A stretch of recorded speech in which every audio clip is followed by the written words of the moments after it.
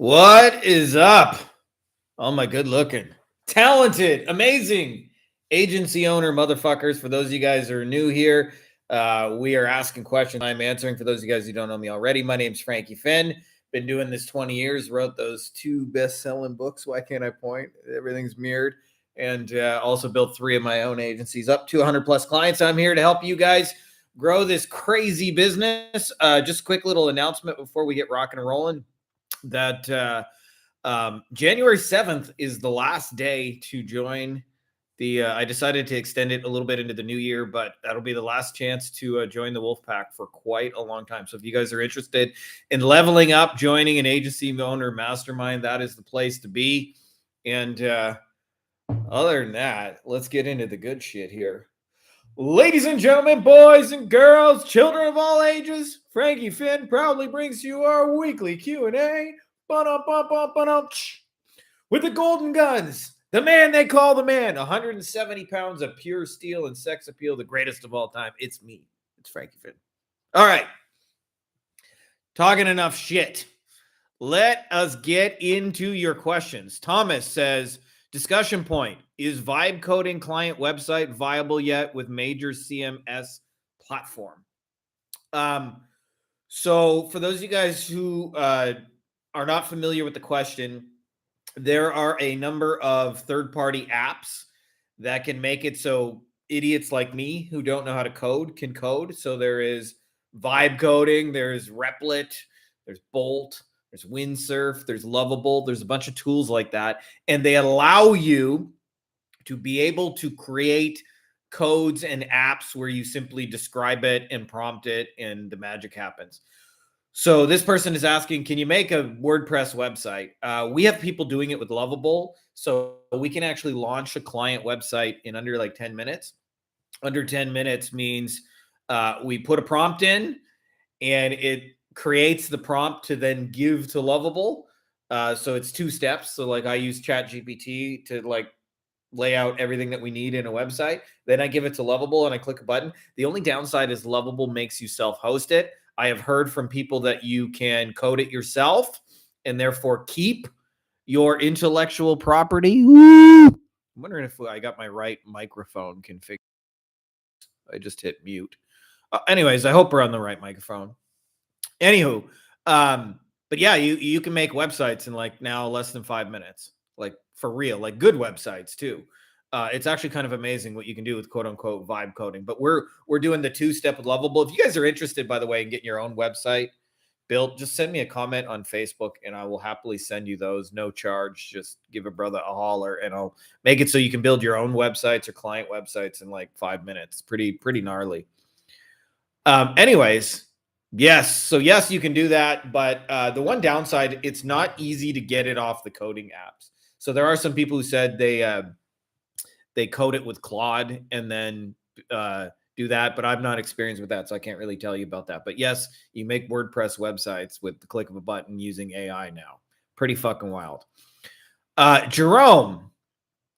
Oh, by the way, just a little aside before we get into Jerome's thing.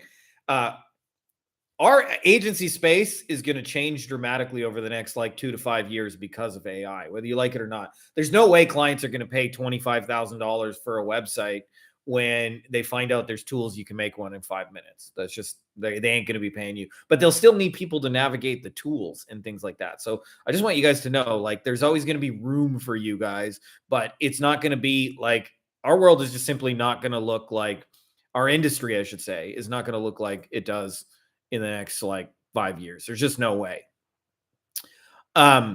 So Jerome says, Frankie, going through your 90-day challenge again, wanted to ask you, I see you connected with a lot of the industry leaders and podcasts, etc. What would your approach be to approaching suppliers that your clients use? What sort of value would you provide them? I know you talk about helping them get what they want first, and then they'll help you out. With suppliers, if they want more orders and we can help their clients get more jobs, then automatically they will get more orders. Would that be enough value? Thanks, man. So, little bit of backstory to Jerome's question for those of you guys who are not familiar with it. So I've been doing this 7-8 years now, helping agency owners specifically. And the number one question I've been asked over those 7-8 years if you're me, you're starting over, you want to get to 10K a month, you want to do it as fast as possible, what would you do? I literally have been asked that question somewhere between 500 and 1,000 times, like verbatim, same question. And for years, I thought maybe I'll release a course, maybe I'll like do a workshop on it. And then I was like, you know what? I'll just fucking do it, and then I'll document the process. And anytime anybody asks, I'll send them to the documentation, because honestly, I just got tired of answering the question, just being fucking real with you guys. So, so the 90-day challenge was my answer to that. It's like, look over my shoulder as I start an agency from nothing. We did it in the water damage space. I only really had an hour a day to work on it. It took us 26 working days. I wasn't like every day working, because I had, I just had other projects and things like that. But I think we got to 15, 16,000 a month recurring in like 26 days. So even if you're not starting at zero, like it doesn't usually suck to add almost 20 grand a month recurring.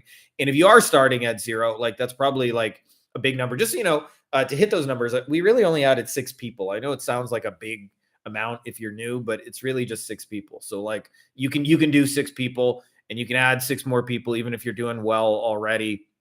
Anyways, so Jerome is asking, so one of the things that I did is I connect with the people who already know everybody in the industry. So a couple of things I did: I published stuff in the industry magazines, I spoke at one of the industry conferences, I published expert interviews, I was on a few podcasts, things like that, where I did them specifically because that's where they already have all the audiences, right? So I don't want to start from zero.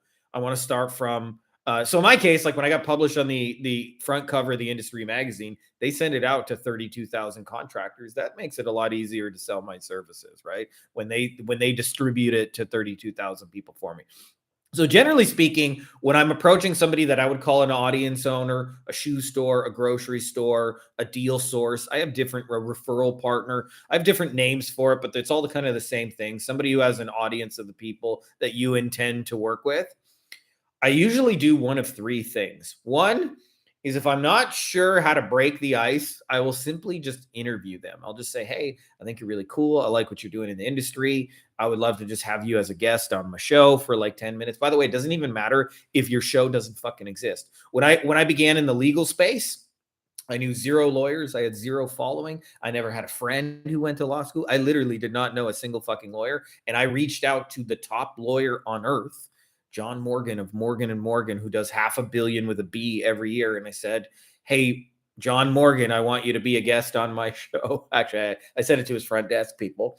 Now, mind you, my show is 0 episodes, 0 following, 0 likes, 0 comments, 0 across the fucking board. And they said, sure. And they gave me some dates, and I interviewed the top guy. But now I have a foot in the door to actually be able to talk to the guy and reach the guy and things like that. So one of my go-to methods for breaking into getting a foot in the door is just interview them. The second thing is, if they're publishing content, I will make my content fit into their content. So for example, if that supplier has a regular supplier podcast, then I'll say, hey, I got an idea for a cool episode. What do you think if we talked about this and shared this value with your people? If they got a magazine, I'll say, hey, I wrote you a magazine article. If they do a weekly webinar training or a monthly webinar training, I'll say, I got an idea for a weekly webinar training. So I'll give them content that fits into their thing and shares valuable ideas. And I have a simple formula, which is I give away the ideas and charge for the implementation. I give away the ideas and charge for the implementation. So if somebody like, if you sell SEO, I would literally teach them how to do SEO. And then a bunch of them will say, I don't want to do that. Can you just do that for me? Now, the third piece you're talking about is the most complex way to get your foot in the door. It's you just do something for them without being asked. And what you simply do is you create tools that enable them to sell their stuff. So the first thing you have to figure out is like, what are they trying to sell? And the good news is it's not hidden, man. Like if you click on their website, it'll become very obvious to you what the supplier is trying to sell. So let's say, for example, we're in the roofing industry and we click on their website, you can see they're trying to sell like the asphalt shingles or whatever. Or if you go to the dental supplier website, you'll see they're trying to sell those medieval pokey things. You know how the dentist always stabs you in the fucking mouth? You know, those things, right? So, the dentist is trying to sell his pokey things, right? So I would simply give them tools to sell their pokey things, or give them tools to sell, whether that's a little campaign or some social posts or something. What's really, really key with this, I call this position the benevolent dictator, is when you're working with top people in the industry, you don't ask, you just do it. So for example, one of the things I did is I went to one of the industry leaders. They were having an event, and I got them a bunch of press and media for their event. I published press releases using Lane Train Signal Genesis, but I didn't ask, can I publish press releases for you? I just did it. And then I messaged them to say, hey, I got you guys covered in the news. How cool is that? Right. So that's my three ways to get my foot in the door with people who know everybody. That you want to know in the industry. I either interview them, either co-create content with them, or I give them tools to be able to go sell their things. And for those of you guys who've never done this, honestly, it's kind of advanced for a lot of beginners, because a lot of beginners are in a space where they think tactical.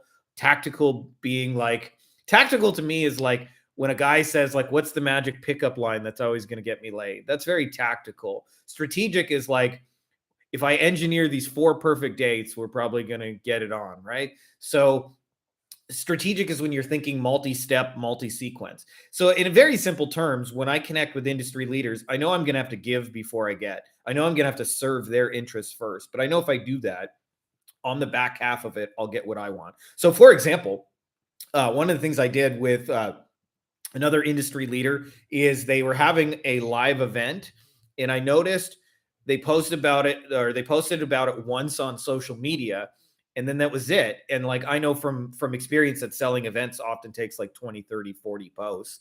So I made them 20, 30, 40 posts. I just went to ChatGPT. I fed ChatGPT the sales page, and I was like, all right, tell me what we could talk about for the next 30 days with this event. And it was like, well, each speaker could be a post. Each testimonial could be a post. The venue could be a post. The takeaways, the who you're going to meet. And I said, okay, great. Can you organize that into a calendar? And it did. And then I said, can you write the first post, second post? And I just went through, and it wrote 30 posts. Took about 10 minutes. I dumped it into a Google Doc. They were on Twitter, LinkedIn, and I want to say Facebook. So I was like, can you write these for Twitter, LinkedIn, and Facebook? And then I gave it to them. And I was like, hey, I noticed you guys are trying to sell ABC events. So I gave you some tools to go sell ABC event. And they were like, wow, that's really cool.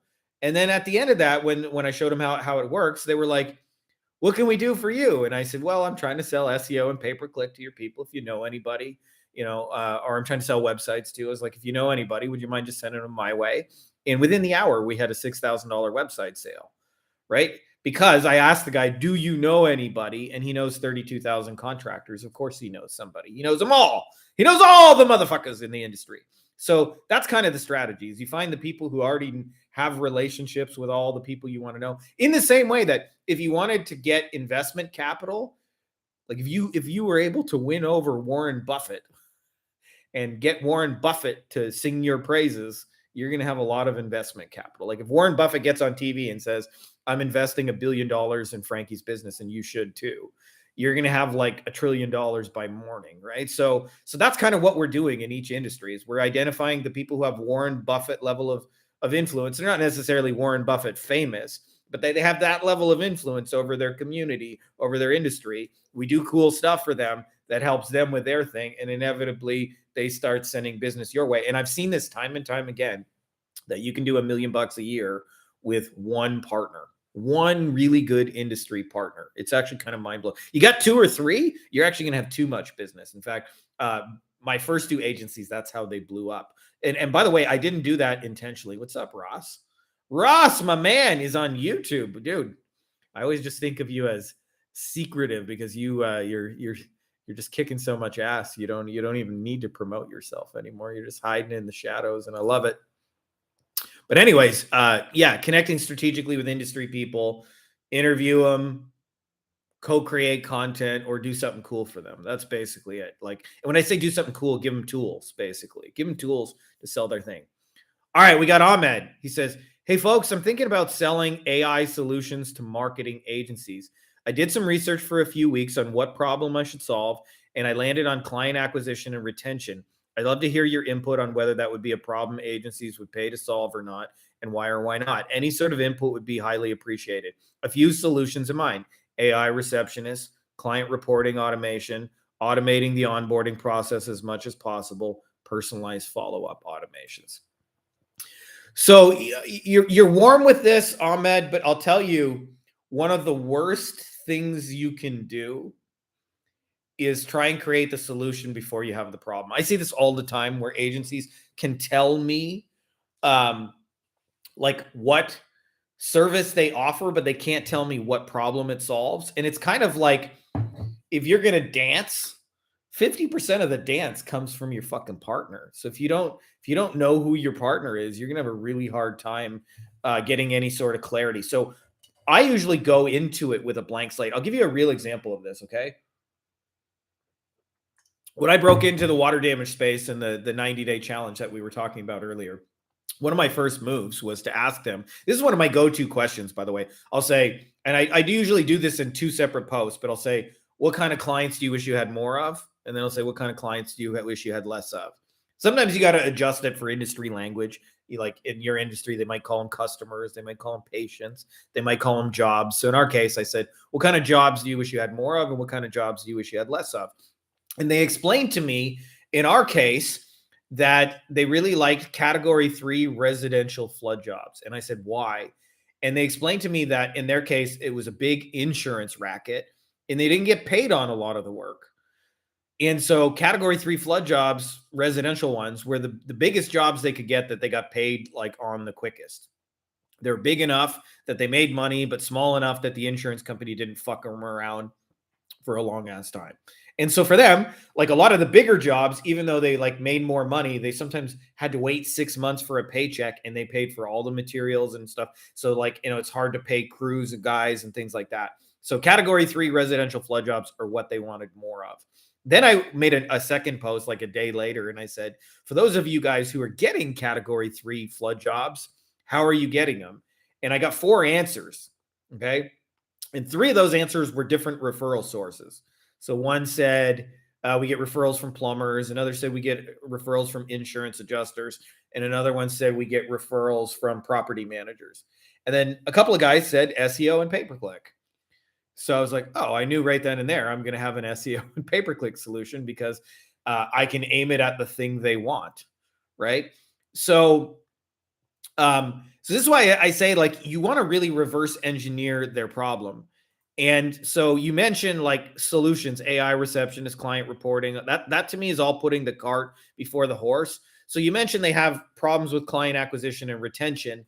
It's not that you're not warm, you just haven't gone deep enough. So I always say that one of the challenges is like when people give you their problem, always, 100 times out of 100, they'll give it to you at a 30,000 foot view level. This is not just true in business, by the way. This is true in real life. Like I had a conversation with my best friend from high school, like, I don't know, like 12 months ago. And he said, Gina and I are splitting up. Gina is like his baby mama, wife kind of scenario. And I immediately, like, that's a 30,000 foot, we're splitting up. There's a problem there. And almost always what you need to do, and you do this automatically in real life when credit cards aren't involved, is you go deeper on it. So I was like, dude, what the hell happened? Right? Like, what the fuck? I thought you guys were cool. You're breaking up. You're splitting up. Like, what's going on? And we drilled deeper to all the little shit that was happening. It's the little shit that you need to get before you can do something. So I'll give you an example of this, okay? And businesses or agencies in general rush this part. And if you do this, you won't know what to sell people. I'll give you an example, okay? Lana was working with yoga studio owners. She still does. But one of the things is she's working with multi-location yoga studios now. But one of the things is they may say something like, we don't have enough leads, okay? And that's a 30,000 foot view of the problem.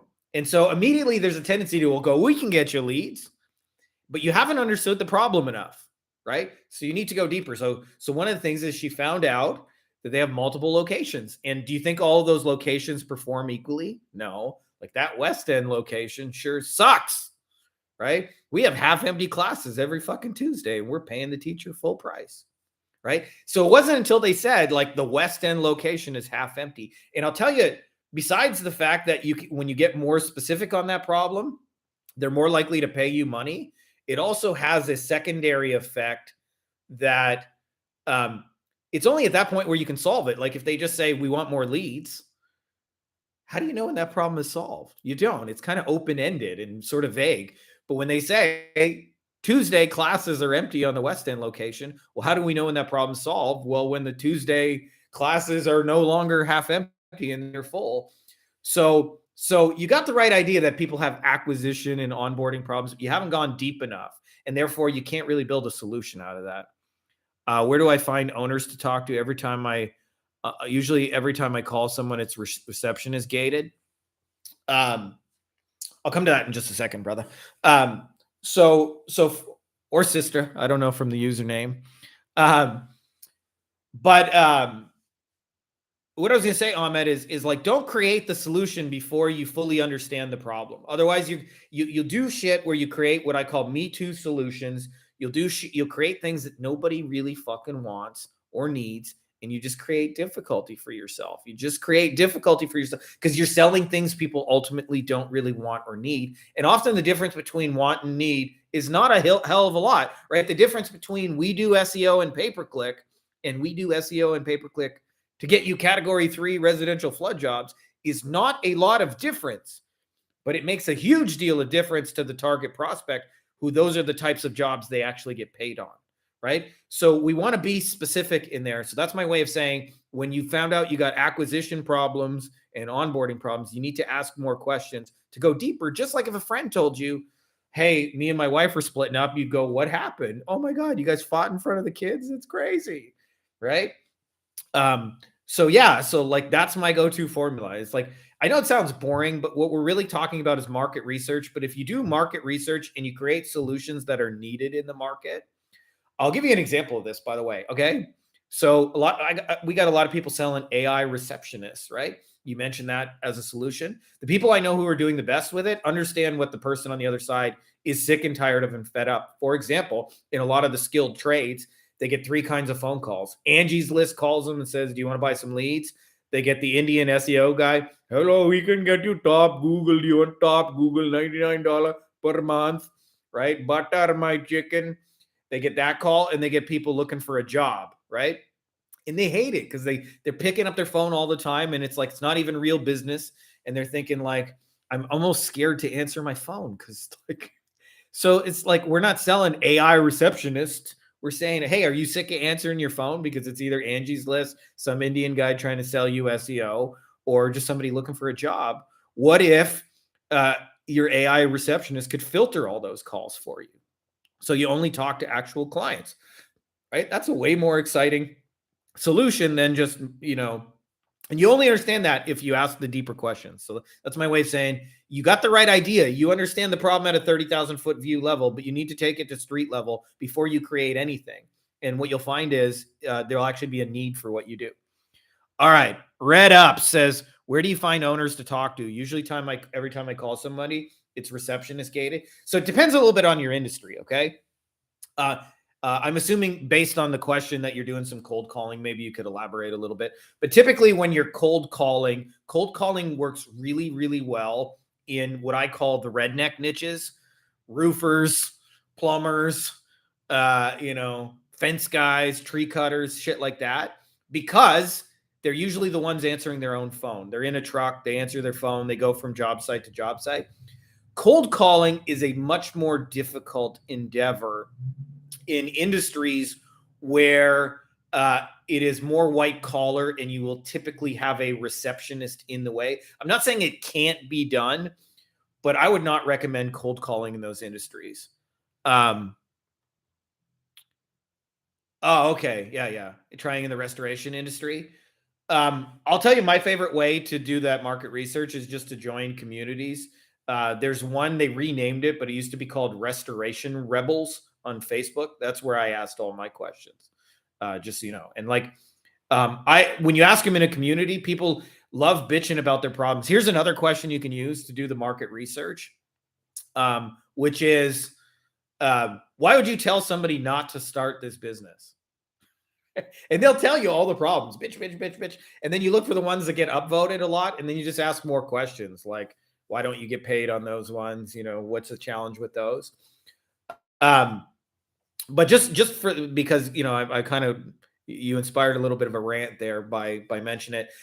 I find there's really 6 ways to get clients that have statistically worked for the long term. So one is you do one-to-one messaging, so cold calling, DMs, cold email, shit like that. Posting content, you publish stuff, people find it. You're looking at content right now, just so you guys know. You run ads, you put position ads in front of people, they discover them, they come to you. Um, Good old fashioned networking. I think networking is the fastest way to get this business off the ground, which is, you go to the BNI meetings, you go to the local get-togethers, you go to the Chamber of Commerce. It's not the most scalable way, but it's the fastest way to 10K a month.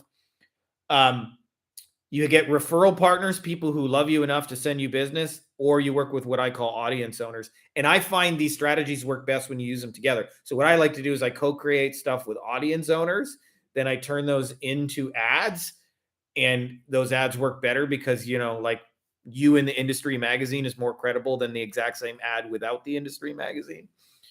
Or in the top podcast or whatever that everybody listens to. Just like if I publish something, a case study with Alex Hermosi in our industry, it would work better than if I said the exact same information without him on it.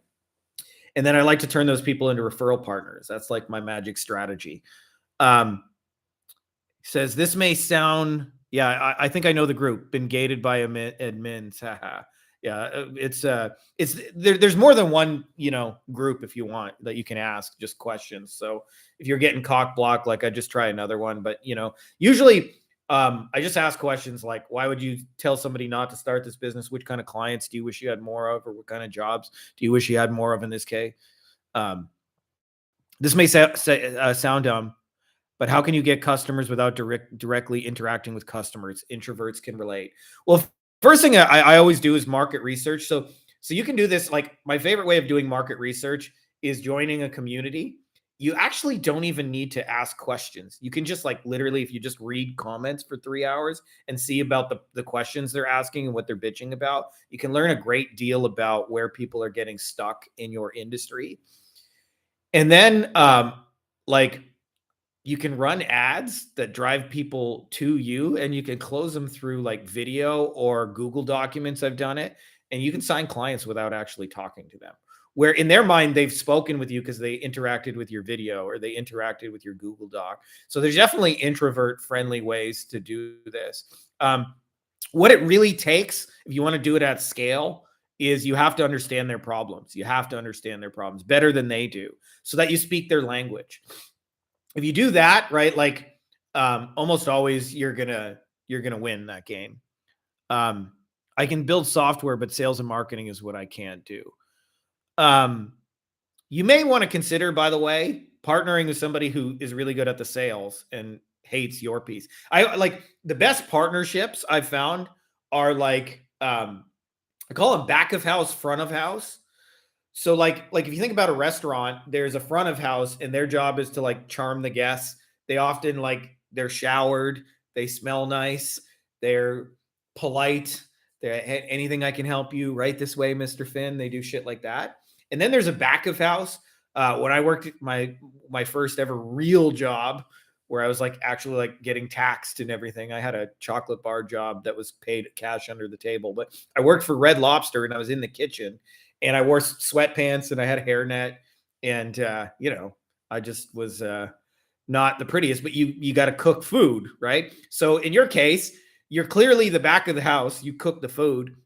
So if you find somebody who like is better at the front of the house duties. And by the way, cool thing in our industry, there's more people who are good at the front of house than the back of house. They know how to talk to people. They know how to sell shit. They don't know how to actually like fulfill on the promises they make.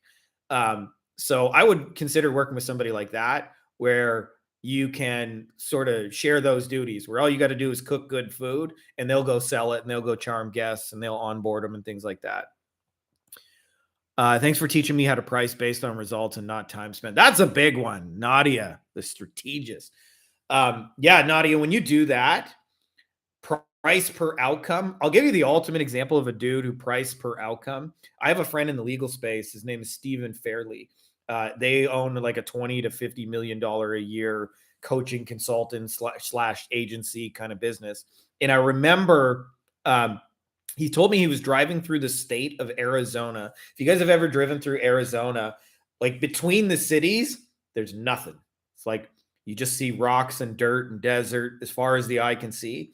And he said every now and then on the highway, he would see this lawyer's billboard, the guy who like advertised all over. And he had met the guy before once or twice. So he said he decided to call the guy on the phone and just left him a message and said, "Hey, I've seen your billboard now like 75 times. And I can think of a better way to say your promise that will generate more calls. Right now, you're saying it in 4 words. I can say it better in 2.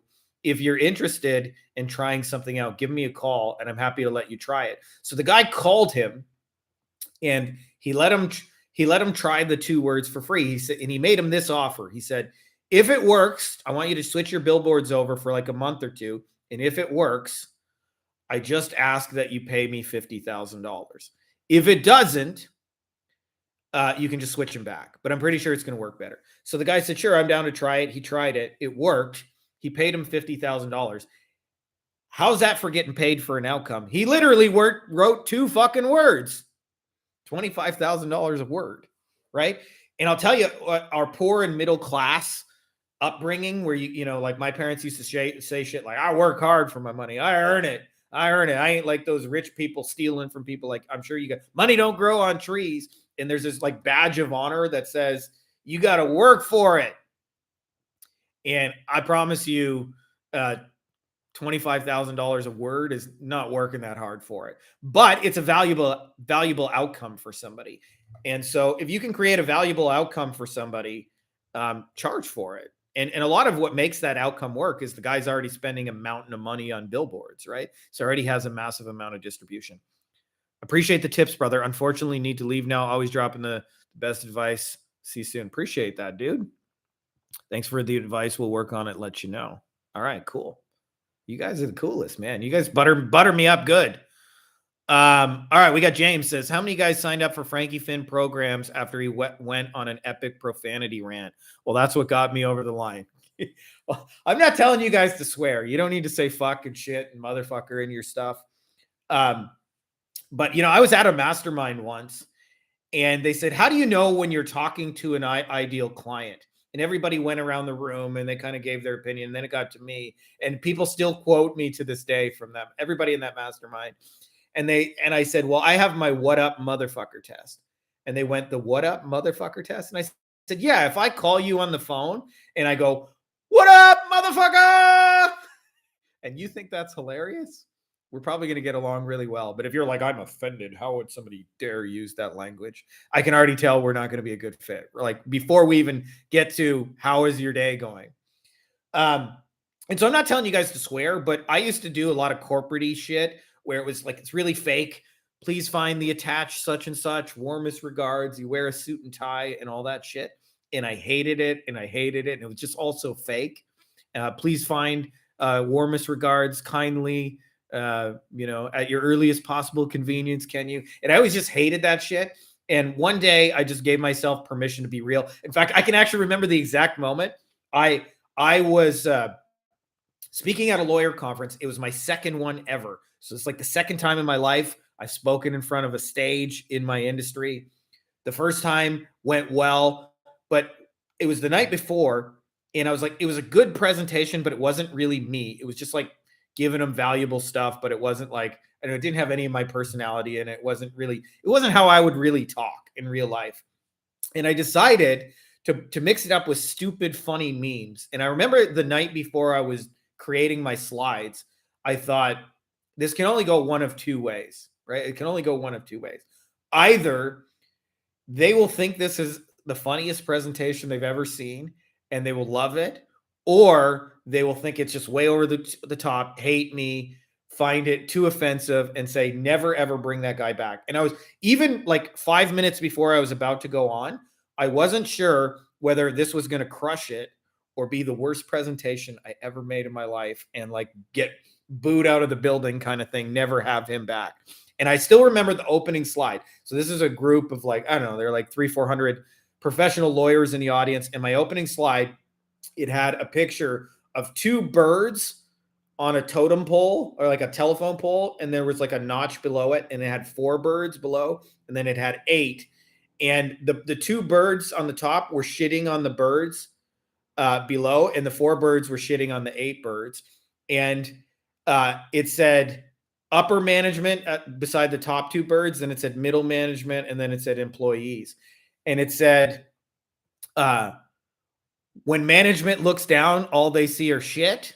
And then it showed the birds looking up and said, when the employees look up, all they see are assholes. And that was my opening slide. Like, welcome to the presentation, right? And to my surprise, they loved it. And I even had a few lawyers come after and say, you know, I'm so sick of the boring, dry presentations about SEO and pay-per-click. And it was so nice just to have some humor and some like just somebody being real. And I learned that most people want it. And so now I have like $100 million clients that I say, what up, motherfucker? How the hell you been? Why the fuck aren't you? Why haven't I seen your ass over here? Well, how come you haven't been to Dallas lately? Shit like that. And I'm not saying you have to swear, okay, to James's point. I'm just saying I give you permission to be yourself in your stuff. And cool thing about it is you'll actually attract clients who are like you and vibe with you and have fun with you. And then you can, you know, your whole business just gets more fun when you work with people you like. Andrew, this was a tough one here, dude. I feel your question here. Andrew says, need insight. Pay-per lead model isn't adding up. Hey, everyone, looking for guidance from people who've run pay-per lead or rev share models. I recently signed a multi-million-dollar bathroom remodeling client, fast follow-up, established sales process, etc. I partnered with a white label PPC provider to deliver raw leads for shower installs. Here's where things unravel. My white label partner charges $150 per raw lead. When I scoped this out, I genuinely believed their close rates would be 20 to 30%. I later learned that 20 to 30% applies to issued estimates where the client actually drives out and meets the homeowner in person, not raw inquiries. The client's close rate on raw inquiries is closer to 5 to 6%. At 100 or 200 or $150 per lead, it's 5 to 6% close rate. This model simply isn't profitable. For context, my client has 6 other vendors succeeding with this exact pay-per-lead model. So I know there's a way to make this work. I'm just not seeing it yet. And to be transparent, I'm not in the strongest financial position right now. So turning down the opportunity wasn't really an option. I genuinely want and need this to work, but the current numbers don't align. I've paused everything to release and would love some input from those who've navigated this. What would you adjust first? Lower cost sources, better qualification, pricing, different structures, tightening the offer. Has anyone bridged the gap between high CPLs and low CPL close rates in this niche? Is there something obvious I'm missing that seasoned operators usually factor in? I need this to be profitable for all parties. I'm just trying to understand the missing link so I can get this model working the right way. Appreciate your guidance. All right, dude, that's a lot to unpack. I feel for you. Andrew's my bro, just in case you guys don't know Andrew, but Andrew's cool shit. So a couple of things. Firstly, okay, when you are doing pay-per-lead, you are essentially in many ways functioning as an investor who creates arbitrage. So I'll give you an example of like when I did this in the past. I knew, for example, that we could get motorcycle case leads in almost every major US market for $10 to $12 a piece. And when I say sign up to our email list, go through our follow-up, whatever, I sold those for $30 to $40 a piece, and I could do that all day long because I knew our price. And so one of the things about when you get into investing, most people think investing is speculating.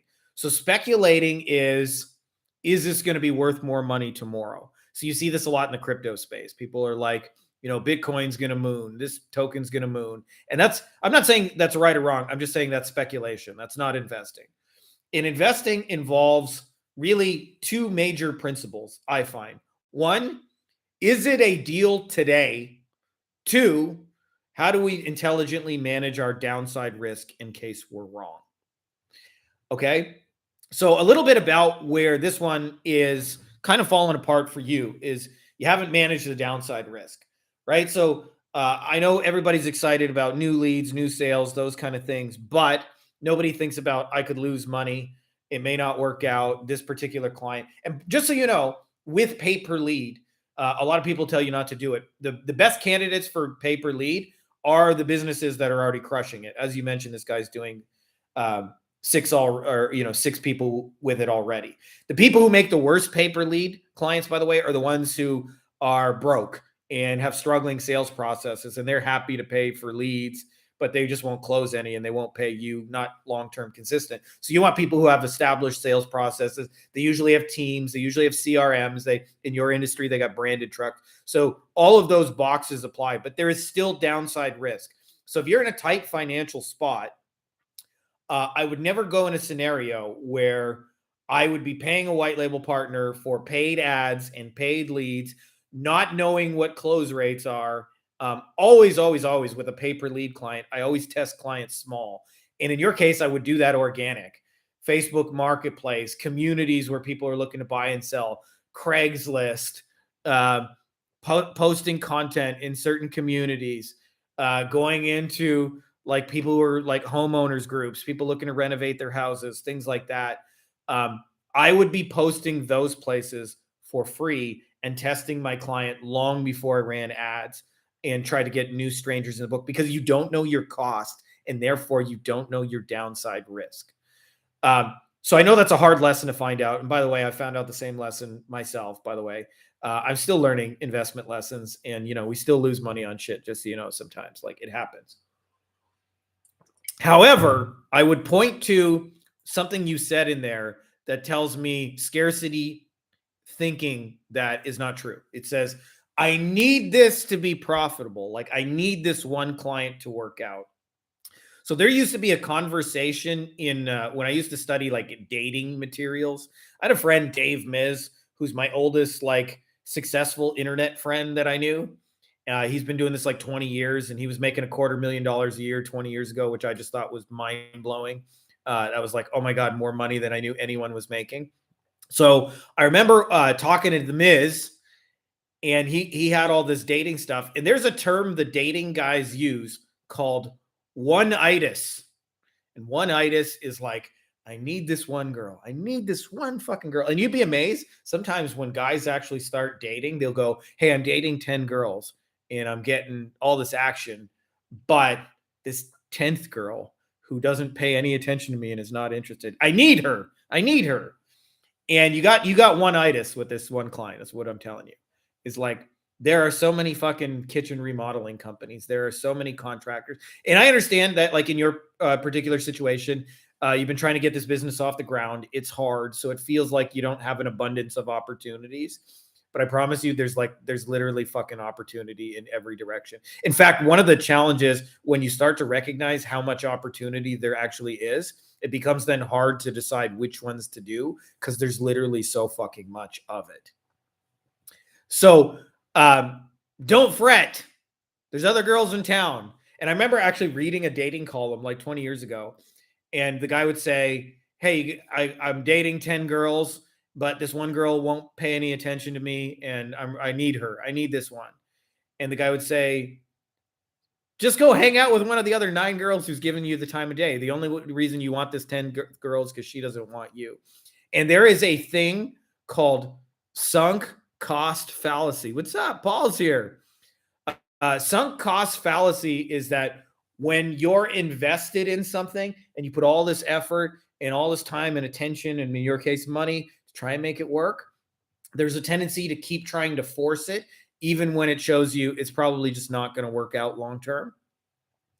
And they call that sunk cost fallacy. And a good question to ask is, if I knew what I knew today, how much would I pay to get back this opportunity? And so I know it sucks to lose money on a deal, but money is abundant. It's everywhere. There's lots of ways you can contribute for clients and things like that.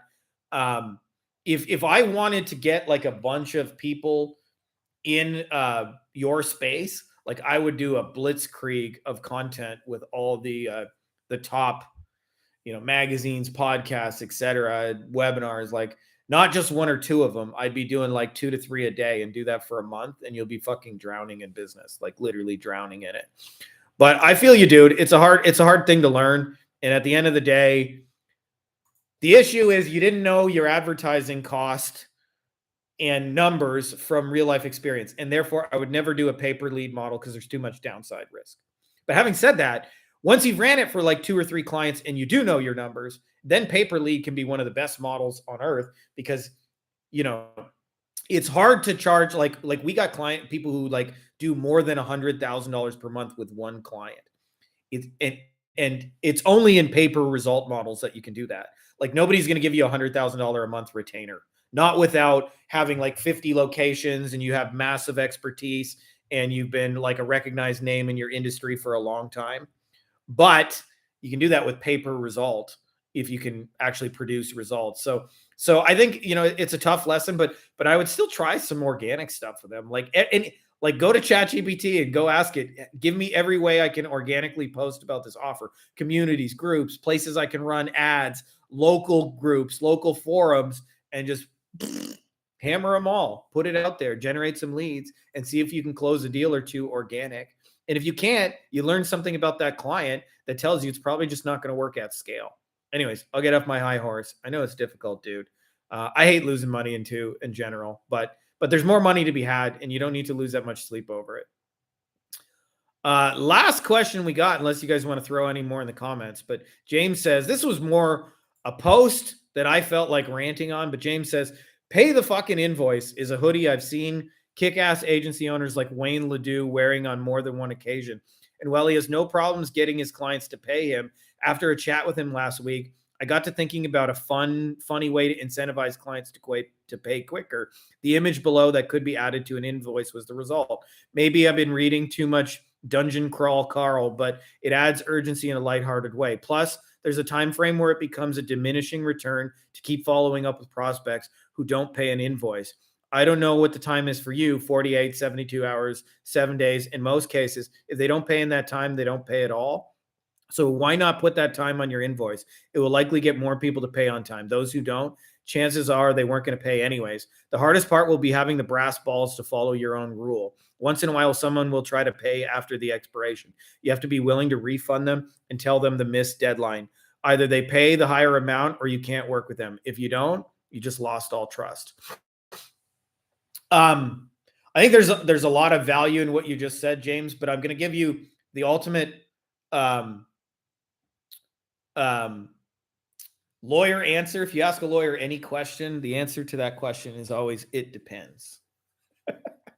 So firstly, I'll tell you, I don't even think you should send manual invoices at all, right? Like if you're doing phone calls and a client says, I'd like to get started, like don't send them an invoice. Take the credit card right then and there. There's no set up the invoice for later. It's like, okay, cool. In order to get started, we need to do you want to do Visa, MasterCard, or Amex?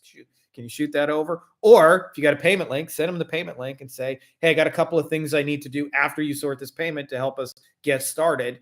I'll wait with you here while you complete this. Right. So if you guys are doing old school sales calls, now having said that, if you work with busy, successful people that have a lot of shit going on, just so you know, it is more common to have invoice delays and there is more follow-up required. Why? Well, often they don't even handle their own invoices. There's like an accounting team it goes through, and the accounting team moves as fast as the accounting team goes, and they just send over the invoice and those guys sort it when they sort it. So there's lots of reasons why people can be slow that aren't because they're fucking you around, they're halfway serious and things like that. In fact, I can think of some of the like my plastic surgery clients back in the day who it would always be like, 20 days late or whatever, because that's just how fast their accounting department worked, but they never bounced a payment ever, because they had the money. It just had to work its way through the system. And I think part of the reason is that most people don't know how to do follow-up. So most people think follow-up is, so did you see my invoice? Did you see my email? Would you like to get started? And you can only do that once, maybe twice before you're obnoxious. You can't message somebody 100 times and go, did you see my last message? So what I found to be most useful with follow-up is to go deeper on the very thing that got them excited. So if I was selling SEO and, we mentioned category 3 flood jobs, I'd say, hey, James, remember how you were talking about how you're really interested in getting residential category 3 flood jobs? Well, I just did a deep search in Omaha for the specific keywords that would be relevant to your restoration company. Check out these keywords right here. Did you know people are looking for emergency flood repair Omaha? Did you know people are looking for water damage cleanup, Omaha. So I think these are the keywords that are going to get us in front of the right people. Anyways, I sent you the invoice. I'm really looking forward to get started. Talk soon. And I just go deeper on the plan or the process. So I could go deeper on keywords. I could go deeper on changes I'm going to make to your site. I could go deeper on your GBP. I could go deeper on reviews. I could go deeper on content we're going to publish. But that's actually how you do follow up intelligently. And there's an embedded way of talking, which is you're talking as if you're already working together, not as if I'm still trying to sell you a package and I'm concerned you won't want to get started. Rather, I'm discussing sort of the next steps that are going to happen after they pay the invoice. And also in a lot of insurance driven industries, I've had this happen where I have a sales conversation with somebody. Everything sounds perfect. They sound like they're about to get started. And then they ghost you and they disappear for like 6 months. And you're like, what the hell? And you wonder, like, you think I did something wrong or I said something wrong, or maybe they're just a tire kicker. And then all of a sudden, 6 months later, they resurface and they go, I'm ready to get started. And you go, huh? And they say, yeah, I was waiting on a big insurance check. And so I knew I couldn't start until I got that money, but the money just landed today. I'm ready to go. And they go, but I needed to know prices and all those details. So when the money landed, I could, forecast and stuff like that. And they don't tell you that, but that's common, just so you know. So I think what you said is good advice in general, but I would also say it depends. Are you talking to somebody rich and successful that's really busy and has an accounting department? Are you talking to somebody who is waiting on a big insurance check? Like, there's different reasons people delay. And if you learn how to do follow-up, it doesn't really matter. You catch most of them. I actually think more sales are won and lost in follow-up than any other place in this biz. Nadia is back. She says, what's your opinion on capping on revenue share? Typically, like, I don't put a cap on it. What I do is like 30 to 50% of actual profit. So we have people doing revenue share deal in like info product industries.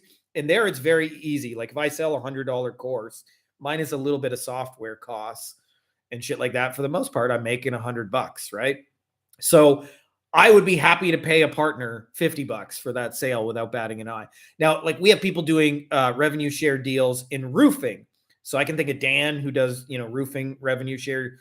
And, if he sells a $400,000 roof, well, they have labor costs, they have physical materials. So their margins, they might actually make $60,000 on that $400,000 actual net profit. And so Dan would charge 30% of that.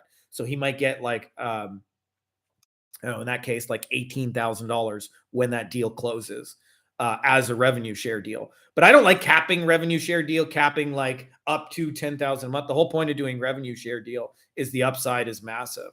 If you know how to pick clients, revenue share deal actually makes way more money. But most people don't know how to pick clients, and then therefore revenue share is like, it's just really risky. And I wouldn't recommend doing that if you don't know how to like manage the numbers. So anyways, hope that's helpful. So recently partnered with a firm, this is Steven, that provides both business and personal funding, including capital for high ticket offers, as well as deal financing for real estate investors. That's pretty badass. Example, fix and flips projects. If you were in my position, how would you design your outreach and content strategy differently to consistently attract qualified businesses and investors who actively need capital to scale or finance deals? First thing I would figure out is I actually think most people are not strategic enough in marketing. And so what I would look for is the people who are spending a bunch of money on deals. Because the thing with like real estate investing is there's a huge difference in real estate investing between somebody who's never done a deal, for lack of a nicer way of saying it, broke beginners, and somebody who does 50 deals a month. Like night and day difference. And both of those people will call themselves real estate investors. And one of the easiest ways to find the people who are actively scaling is that they're spending money now. So like I would go to Google Ads and so like this is my way of saying, I think the first and most important step in all of that is to get a qualified list of people. And we've done similar stuff for like not necessarily same offer, but same group of people that you're trying to reach. I find all the people who running massive Facebook ads. So I go to the Facebook ad library. I see who's running a lot of Facebook ads. I see who's running Google ads.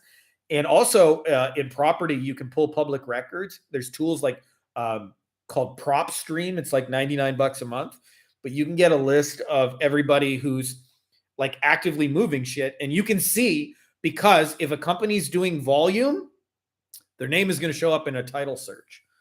And if you talk to the right people, that's like 60% of the equation. If you're talking to the wrong people, you can make the greatest capital pitch in the world. This is how important talking to the right people. People think of this as an afterthought. Like most people just think my client is a dentist, my client is a real estate agent, my client is a real estate investor in your case, and it's really not. It's not the whole market. It's a much smaller sub niche of people that are like the movers and shakers. So give you an example of just like illustrating how important getting a good list is if I came up with an offer of barbecue pork ribs, and then I said, Steven, I'm going to send you to the Jewish Vegetarian Conference. Go sell some ribs. Right? I don't care what your offer is. I don't care what your message is. I don't care how well you say it. I don't care how good your sales presentation. You are not selling any fucking ribs because you're just in front of the wrong people, right? They don't eat meat, and they especially don't eat pork, right? So no matter what you say and do, no sales are going to be had there. Flip side of that is if I say, Steven, I send you to the Alabama football game, you're in the deep South where people love barbecue, and you're at like an event where people eat too much food, you'll probably have a line a quarter stadium long. So your offer didn't get any better. Your message didn't get any better, but your targeting got way better. So if I was going to nail down real estate investors, I always say like trust behavior, not words. So how do I know they're doing deal volume? Because it leaves a trail. There's going to be ads. Like Facebook and Google, the two most common ones. You can find out who's advertising in different cities. Like you can go to Chicago right now, type in, sell my house and see who's running ads. And you can also use tools like SEM Rush and the Facebook ad library, not just to see who's running ads, but how long they've been running them. Right. And generally speaking, people have been running more ads for longer are going to make for better prospects. And then to me, like your outreach is kind of simple. It's just like, do you need help funding your deals?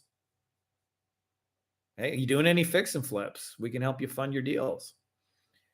And by the way, one of the things you can do inside PropStream to like come up with a cool list is you can, I forget what the setting is, but PropStream has a 7-day free trial, by the way. So you can try it for 7 days without giving any money if you don't have it.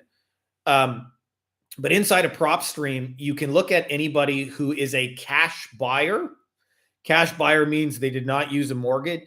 They may have used like a line of credit or something, but those are almost always investors. Like when people buy a home cash, and especially, you can filter a list for people who have bought 2 cash homes or more in the last 30 days. If they bought 2 homes cash in the last 30 days, that's like a 99% chance that that's the kind of person you're trying to get in front of. So a lot of people just think outreach is blasting. I actually think it's like getting a very targeted, focused list, because if you're talking to the wrong people, you're going to be at the Jewish Vegetarian Conference going, why does nobody want my pork ribs? Did I say something wrong? Did I do something wrong? And in reality, you're just talking to the wrong people. So I would start there. And then, if you can make them some kind of irresistible offer based around what they typically don't like about dealing with finance, maybe the rates are too high, or maybe they're just too fucking slow with getting them back to them. All those kind of things. What's up? I see Max. I know Max is down the street from me today. I'm going to come hang out with you in a little bit, brother. But yeah, I would start with that, getting a qualified list. And then I figure out just like, what do they not like about dealing with, different loan officers and things like that. And if you don't know the answer, you can just ask ChatGPT or, whatever language model. You say, hey, I'm trying to do mortgages for people. Give me a list of problems they don't like in dealing with those and solve one of those. I'll give you an example of solving one of those problems. Okay. I have a friend in the legal space who does like titles closing, right? So like a title company that closes real estate. And this is how they got all their business, all of it. And they got massive amounts of it. They went to a mortgage office where people do like all kinds of mortgages and shit like that. And one of the things they found was that often the person who does the real estate closing, they take forever to mail a check out. So you have to understand, this is like a real estate agent whose whole life is riding on getting their commission check. The deal is closed, and now they're waiting for the lawyer to mail the fucking check. And they often take like weeks and weeks and weeks to send it. Like it could be like $20,000. They're like they live and die with their commission checks. And so they simply created an offer that said, when your deal closes with us, we'll mail your check FedEx overnight within the first 24 hours. So you get paid like, within 2 days. And people love them. They don't care that they're more money. They deal with them. So there's always something people don't like about what they're dealing with other companies. And I would figure out how to potentially create a solution and an offer around that. You do those two things. I think 90% of being successful at it, and with something like what you're doing, Stephen, get in front of the right people, have an offer that says something meaningful that differentiates. Like, we'll mail you your check in the first 24 hours, and talk to the right people. Like those two things. And so to me, like, cool thing is about real estate investors who are doing any volume, they can't hide. There's a paper trail and an advertising trail a mile long. So trust behavior, not words. Get in front of the right people. That's my big secret. And a lot of times people don't understand this. So like, say somebody's like a beginner and they get in an industry and they say, I'm going to work with dentists. In their mind, they think any dentist is qualified to work with me. And what you'll find is that 80% of any industry, doesn't matter whether you're talking real estate investors, dentists, whatever, they don't advertise, they don't spend on marketing, they don't pay for services, and they ain't going to hire your ass. That's 80% of every industry. So your job is to use behavior to identify the 20% who do. And this is a Dan Kennedy thing that a lot of people give me credit for. But he said, if you think about your service as like selling shoes, almost everybody's first instinct is to go sell to people who are barefoot because they need what you got. And he said, what you really need to do is find people who have a closet full of 200 pairs of shoes. And trust behavior, not words, right? How do we know they buy shoes? Because they bought 200 pairs of shoes. How do we know they buy marketing services? Because they're buying other marketing services. How do we know they'll spend for ads? Because they're spending for ads. And the other thing too is, like in your case, Stephen, I would get a list of everybody who's already looking for financing. Right? Like there's going to be mortgage communities and there's going to be investors going, who can finance this? So like a lot in the space, they call them hard money deals. So I would look for communities and places where people are actively looking for hard money deals, right? If they buy shoes from you, they're probably buying shoes from other people too, right? The people who buy shoes don't just buy shoes from you. And the people who don't buy shoes, that's who everybody tries to sell their thing to. And all that happens is you beat your head against the wall. The person will go, yeah, but we've survived barefoot 30 years on word of mouth. We don't need shoes. Anytime we try to buy shoes, we just lost all our money. And we're selling shoes doesn't work, or wearing shoes doesn't work in our industry. And you don't want to try and convince people that they need shoes. You want to go to somebody who already has 200 pairs of shoes and go, hey, you don't have tennis shoes yet. You don't have anything that matches that red dress, right? You want to make an argument for why they need one more pair of shoes. Sounds small, but it's such an important detail that I see so many people failing in our industry because they're literally just talking to people who will never buy their thing and could never buy their thing and don't believe in it. And then all of a sudden you're just paddling up Schitt's Creek. So my first move would like get a qualified list, spend a few days in research, finding out who are the movers and shakers in real estate. And then whether you outreach, like, and by the way, one of my favorite ways to not do outreach, but still get those people is I friend them on social media. And then I make a post and intentionally put it in front of those people. And then they think they found you. Hey, if you're currently doing hard money, we've got a way to get you blah, blah, blah, lower rate points and we'll release the money faster. kind of thing. Raise your hand if you're interested. Now they initiated the conversation. You're not doing outreach to anyone. So I hope that's helpful, my dude, because, you want to get in front of the right people. You want to say something meaningful. Like 80% or 90% of the battle is those two things. And 60% of it is getting the right list, getting the right people who have a proven history of buying what you sell. You get that wrong, you're selling ribs at the Jewish Vegetarian Conference, and nothing you say or do will work, and you'll wonder why. But remember, 80% of people don't buy your shit. Only 20% do. Your job is to hyper identify and target the 20% who do. And this seems like a little bit counterintuitive, because I remember the first time I got hired as a consultant, it was for $100 million law firm, and they said, we need your marketing help. And I remember going in there thinking, I've never done close to $100 million in my life. What the fuck could they possibly need my help with? And what I realized when I got in there is they have more problems, not less. So they would have like, things like all the TV ads they got to manage, the media buyers, the scripting, the commercials, the jingling, the editing, the storyboards, and then they got to figure out billboards and design and copy and messaging and media buying it and dealing with billboard providers. And then they're doing SEO, and they got to figure out links and websites and copy. And often those companies have 100 fucking domains they own. And so they're not just doing it for one, they're figuring out content for 100 domains. And like, it's just a lot of shit. It's very overwhelming for them. And so they actually need you more, not less.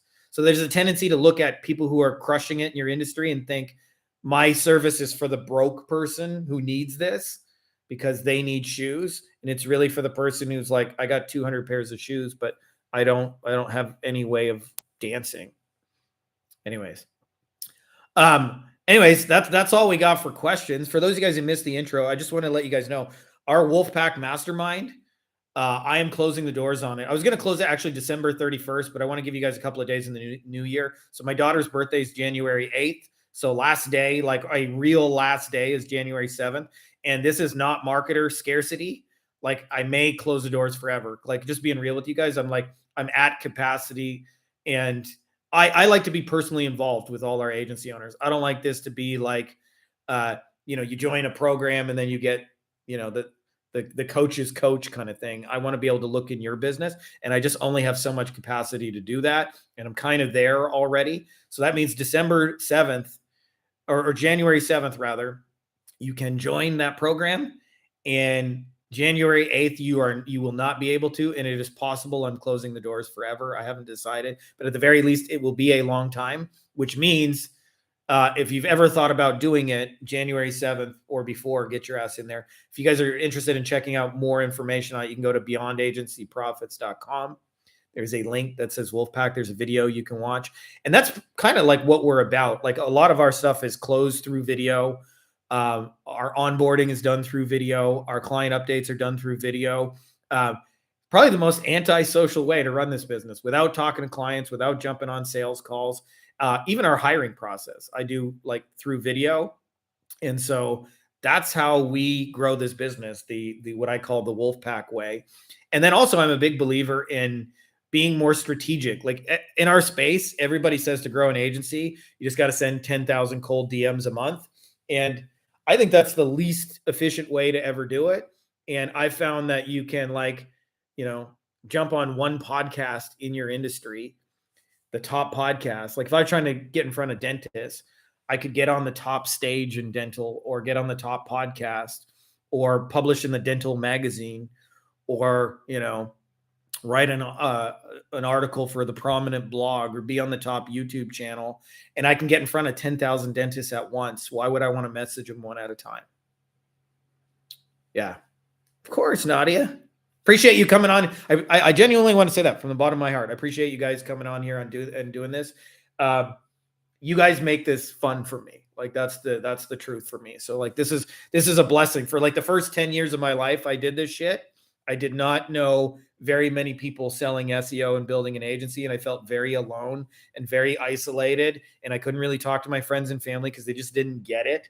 They'd ask stupid questions, like, is this legal, Frankie?